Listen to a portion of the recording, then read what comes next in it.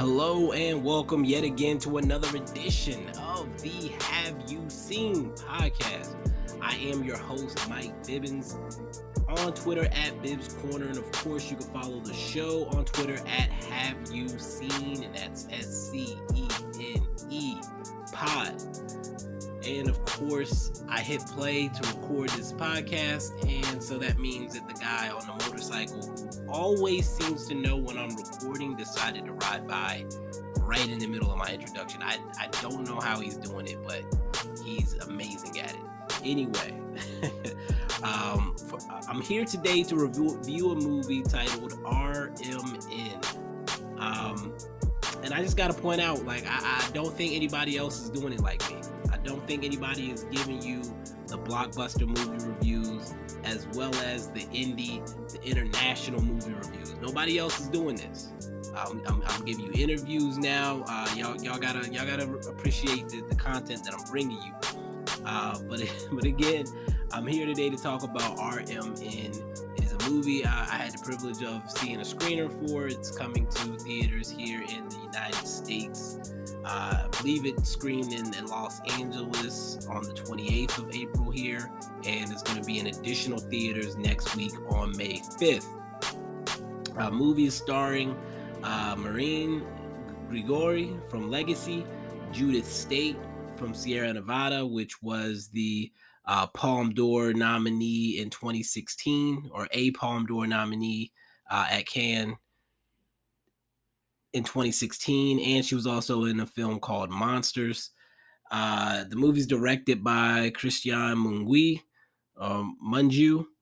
4 months, 3 weeks, and 2 days is a previous work of the director. It was heavily critically acclaimed. 60 nominations and 43 wins for that film.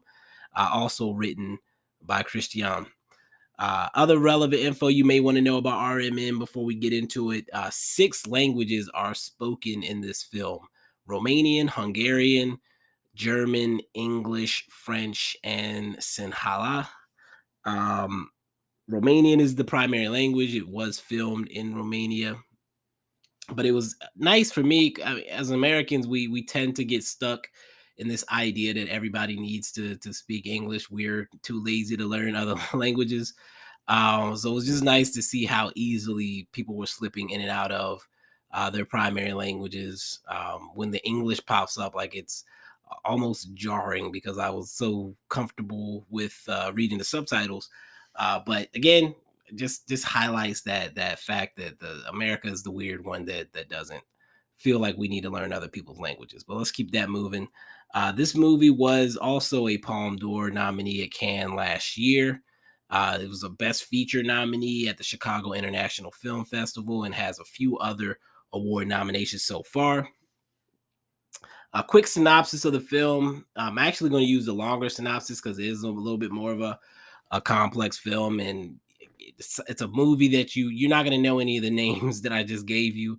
So I want to give you a little bit more on what the movie's about. So a few days before Christmas, having quit his job in Germany, Matthias returns to his multi-ethnic Transylvania village. He wishes to involve himself more in the education of his son, Rudy, left for too long in the care of his mother, Anna, and to rid the boy of the unresolved fears that have taken hold of him. He's preoccupied with his old father, Otto, and also eager to see his ex-lover, Celia. When a few new workers are hired at the small factory that Celia manages, the peace of the community is disturbed. Underlying fears grip the adults, and frustrations, conflicts, and passions erupt through the thin veneer of apparent understanding and calm. That's a lot. So the main character is kind of like a window into what is occurring here. I'll get into that more as we go along, but I wanted to give you a few reviews from some of the bigger publications. So Jordan Mincer of The Hollywood Reporter says this is a piercing slow burn drama.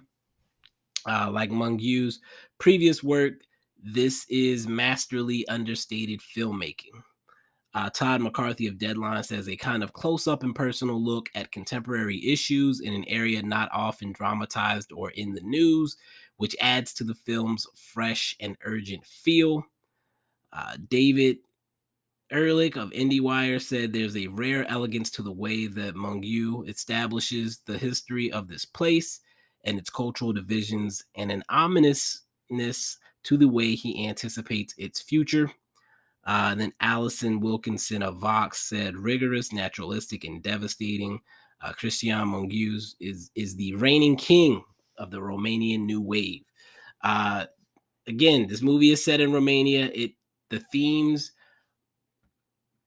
tackle issues that are specific to Romania, but as you're watching this film again as an American, a lot of these themes hit home. A lot of these themes landed and are relevant to things that I've heard and observed as an American here. It's pretty much a state of the West kind of address, if you will. Let's get into it. So I'm gonna do this in a non-spoilery way, and based on how that feels, I may get into some spoilers later. I assume my audience has not had access to this film at this point, but just in case, I may get into some spoilers at the very end. So, first thing I want to address with this movie is the pacing. It does get off to a little bit of a slow start. I was actually concerned because I remember watching the trailer thinking, this looks like a pretty intense movie. I'm looking forward to watching it. Should be a good run, but it does get off to a little bit of a slow start. And our main character is not very outwardly expressive early on in the film, and he's not talking a lot early on in the film. Um, they plant some seeds early in the film but it takes a little while. Excuse me. They plant some seeds early in the film, but it takes a little while before the movie actually gets going. So you're going along with Matthias as he's moving through his world, and you're picking up little things on the way. So, for example, in the beginning of the movie, one of the first scenes that happens, we see he's at work. We understand that he's working in another country, in this case, Germany, to make money. He's away from his family. Something happens with his son back home, and he gets a call. Basically, it kind of throws his day off. But in the course of him working and needing to take this call from his son, his boss is upset and calls him a slur, basically a slur, pointing to the fact that he is basically a worker from another country, right? And he headbutts this man, and then he like pretty much flees. Like he's pretty much leaving his job now. He can't go back. He gets home. He does not tell his wife this, right? So that's kind of where the seeds are planted initially.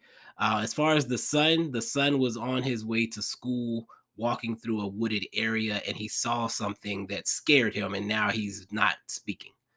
So that's what's going on with his son. He comes home. He puts the toxic masculinity into the mix.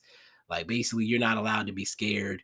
And he's mad at the mom because the mom is now letting their 8-year-old son sleep in bed with her, basically saying that him being away is causing his son to become soft, basically.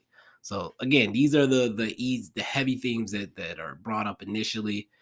On top of the fact that his father seems to be dealing with probably dementia. It's not really specifically laid out, but it appears to be some level of dementia. Basically, he does not need to be living alone, but he is.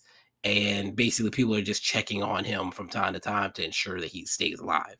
But the main character Matthias, he goes and he like helps his dad get into bed and stuff like that. He's caring for his father.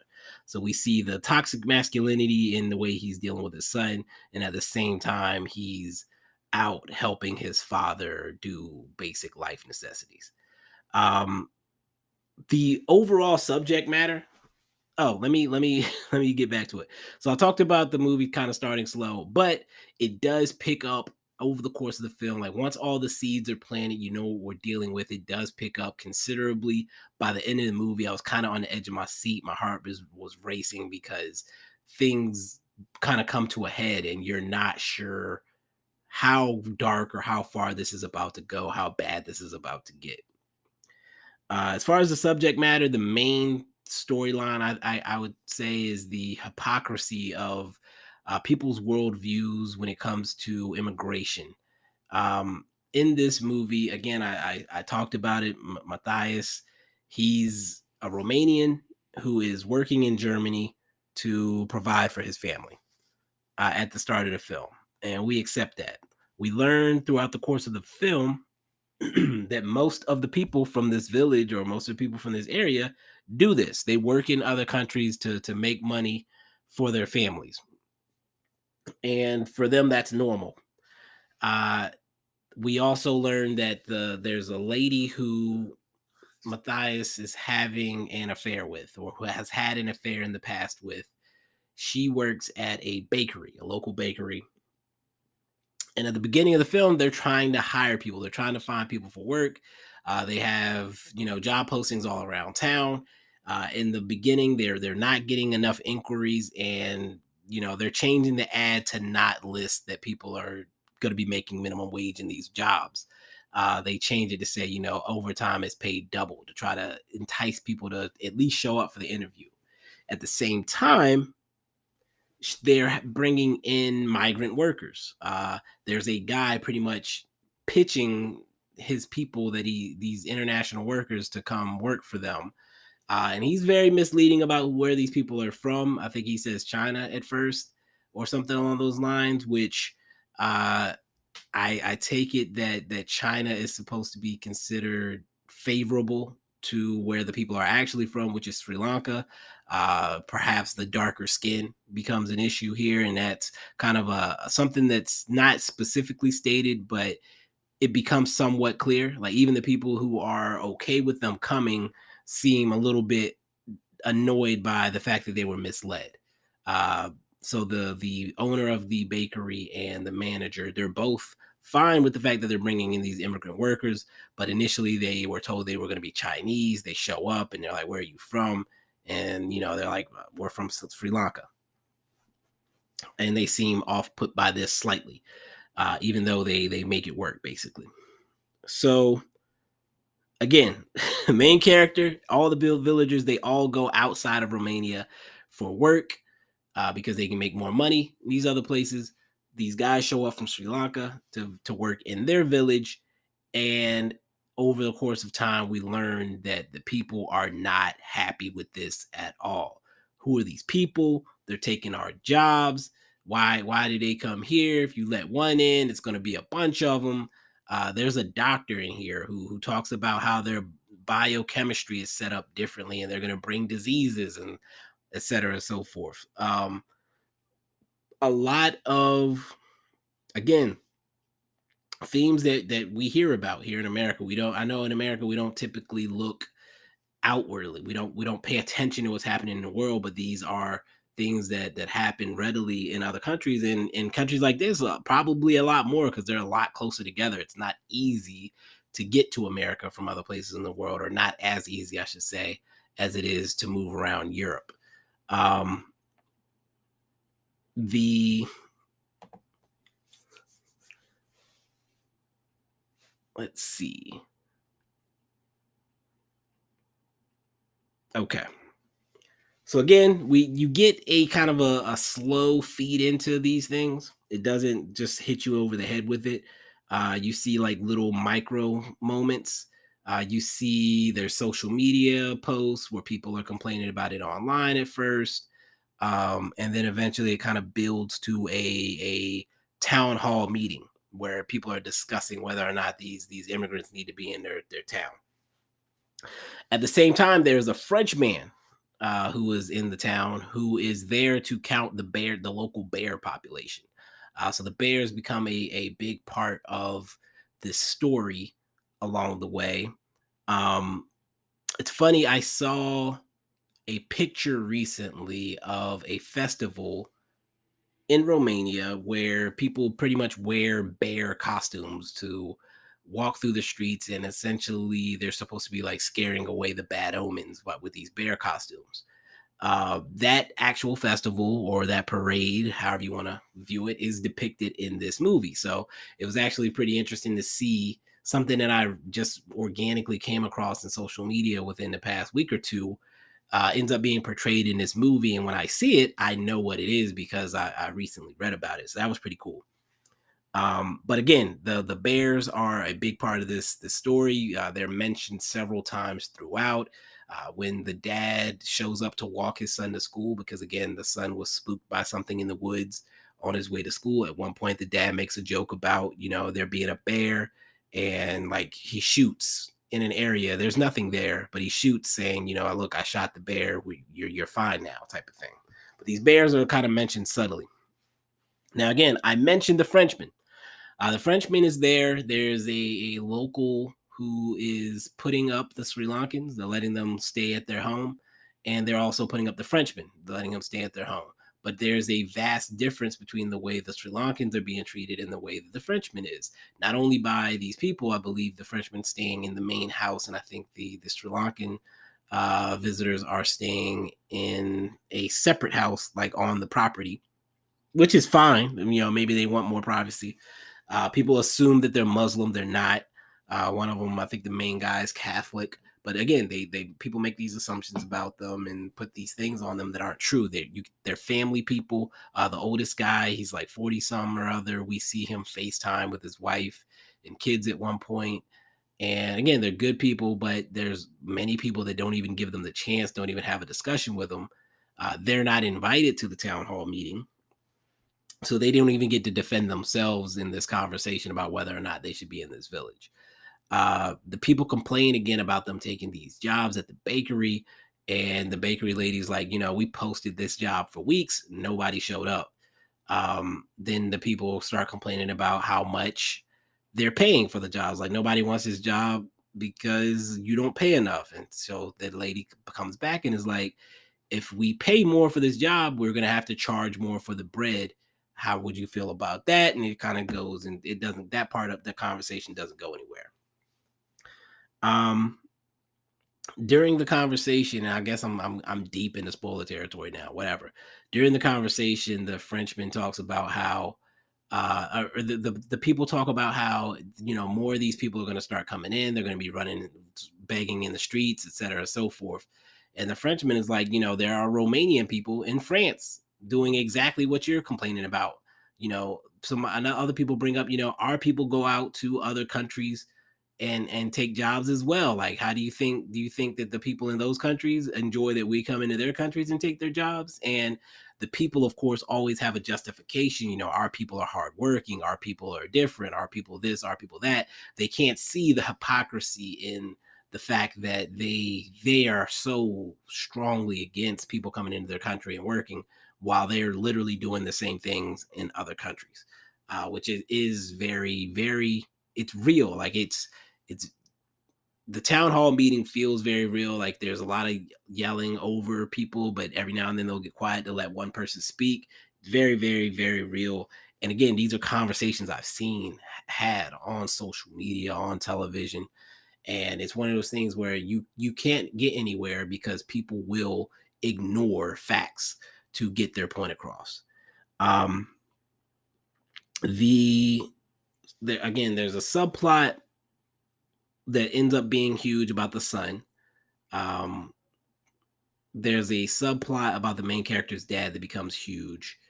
And then there's the subplot about the bears as well.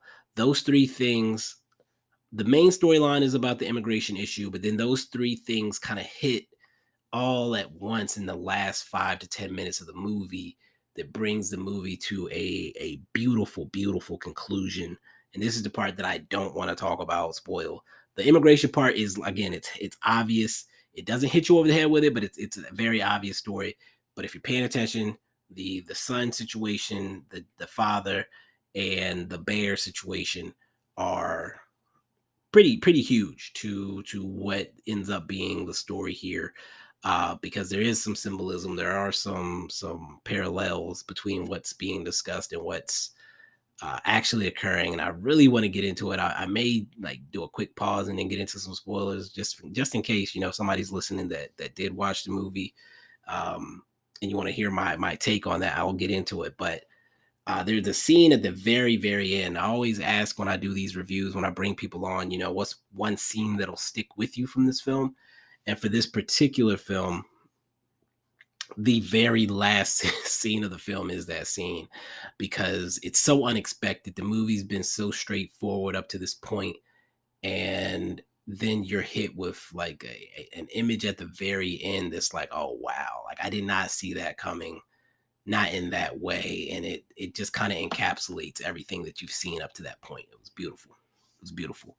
If you are a person that appreciates, foreign films, if you can, as the director of Parasite said, overcome the 1-inch barrier of subtitles to enjoy foreign films, I would highly recommend R.M.N. I enjoyed R.M.N. It was a very fun ride. I'm very glad I got to watch it. There's going to be another review I'm hoping to do with Tyler next week for a foreign film, so I hope you'll tap in for that. But R.M.N. definitely on my list. I'm going to be looking to see when it arrives on video on demand. I'll probably mention it when that time comes. But that's it for now. I'm going to do a quick pause real quick. Okay, I'm going to do a quick pause to let you leave. If you don't want to hear these spoilers I'm going to get into, I have a couple more minutes here. I'm going to get into those spoilers.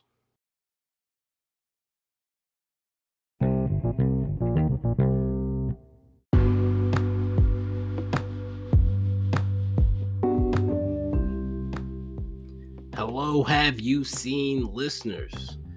If you are a movie fan, which I would imagine you are if you're listening to this podcast, and your local theater is a Cinemark, let me tell you about Cinemark Rewards. Cinemark has 2 different levels of Cinemark Rewards. The first being the Cinemark Movie Fan, which is a free level. You sign up for Cinemark Movie Fan, you'll earn 1 point for every dollar you spend at the Cinemark theaters. You can redeem those points for tickets and other rewards. You'll receive member access to screenings and advanced tickets. You'll get an extra discount on Tuesday and other exclusive member offers. Now, if you're a bigger movie fan and you're willing to put some cash up, the Cinemark Movie Club is $9.99 per month. You'll get all of the above. Plus, you'll get 1 free ticket every month. Again, if you're going to the movies at least once a month, this is already paying for itself.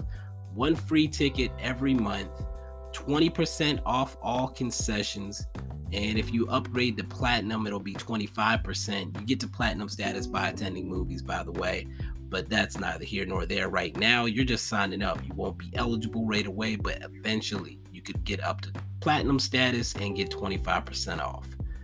You'll also have online fees waived. And that doesn't just apply to tickets. You can order your concessions online as well and pick them up once you go to the theater. Any unused ticket credits roll over to the next month. That means if you don't use your 1 ticket that month, it rolls over to the next month, so on and so forth. So if you're worried, what if I miss a month, then it's not paying for itself, Mike? Well, if you miss a month, it rolls over. You can watch 2 the next month if you like. Now, you'll also get member pricing for additional tickets you buy, and that is important. For more information, you can hit the link in the show notes. That'll give you the more details, and you can sign up today.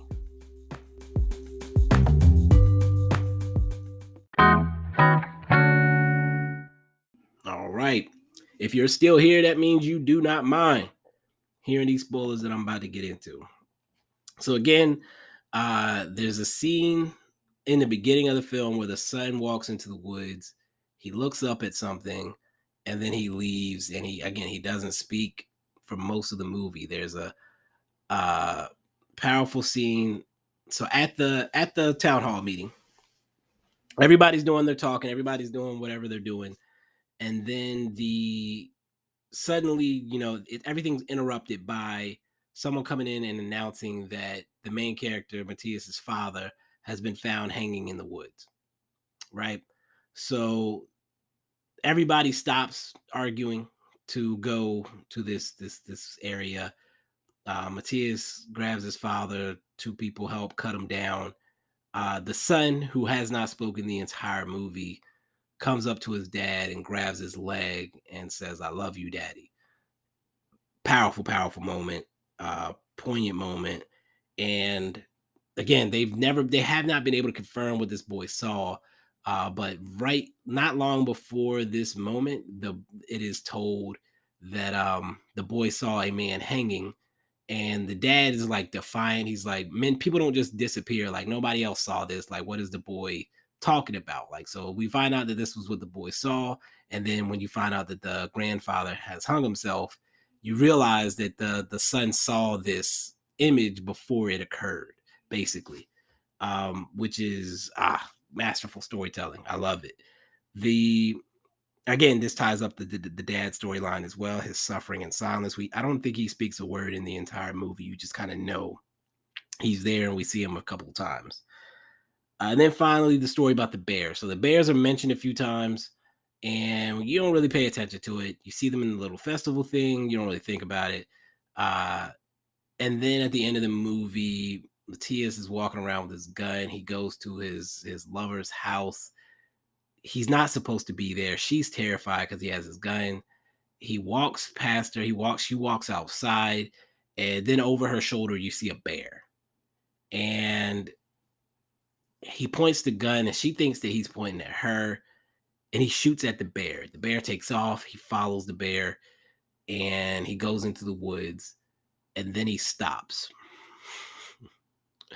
Then he stops, and he looks up. And you start seeing more and more bears pop up in the woods. More and more bears pop up in the woods. It's like 10 bears. And obviously, you can't do anything with a bear, right? Like, he's not going to fight 10 bears. But they're just standing there looking at him. And he kind of turns back around and looks back at the village. And that's how the movie kind of ends. And when you early in the movie, we learned that, there's been some mining going on. The mines have closed. There's some foresting that's going on as well. They've been cutting into the forest and getting rid of the trees. And again, the Frenchman was there to count the bear population. The bears are important to this area, and he's there to count, see how many bears are still here. Again, we go back to the themes of immigration and the locals feeling like they're being pushed out. They're going to be pushed out by these immigrants. And then you realize the bears were here first, right? So the humans invaded and pushed the bears out. And now these humans are afraid that different humans are going to come push them out. And, I'm not a big symbolism. I don't need a deep twist or storyline to enjoy a movie. And I can't even say I 100% got this one. Like, maybe I missed it, but that's the way I interpreted it. And I loved it. A very poignant ending. One that I, again, did not see coming. He did not telegraph his punches here. It lands for me. Again, that scene with the bears popping up in the woods is going to stick with me. Man, cinema. Shout out to Martin Scorsese. This was a fun ride. And again, if you're still listening and you haven't seen the movie, I'm sorry. I kind of spoiled this for you. No, I'm not sorry. I told you I was going to spoil it, and you continue to listen. But I would still advise giving this movie a look. If you've seen the movie, hit me up. Send me a message on Twitter, Bibs Corner. Let's talk about it. If you have a different take, if you have a different interpretation, that as well is fine with me. All right. So when I record directly into Anchor, they give me 30 minutes. Or excuse me, Spotify for podcasters. They give you 30 minutes. I'm at 26 and a half right now. So that's going to be it for this one. I appreciate you for tuning in. If you did, until next time, which actually should be the Bel Air review with Reese and or Shad. Peace.